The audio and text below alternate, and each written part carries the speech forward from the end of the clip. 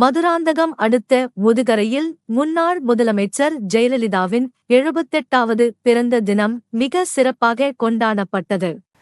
நிகழ்ச்சிக்கு ஒன்றிய செயலாளர் கார்த்திகேயன் தலைமை தாங்கினார். இதில் ஒன்றிய சேர்மன் கீதா கார்த்திகேயன் கலந்து கொண்டு முன்னாள் முதலமைச்சர் ஜெயலலிதாவின் திருவுருவப் படத்துக்கு மாலை அணிவித்த அனைவருக்கும் இனிப்பு வழங்கினார். நிகழ்ச்சியில் ஒன்றிய துணை சேர்மன் குமரவேல் அப்பாதுரை உள்பட அதிமுக நிர்வாகிகள், மாவட்ட ஒன்றிய கிளை கழக செயலாளர்கள் மற்றும் ஏராளமான பொதுமக்கள் கலந்து கொண்டனர்.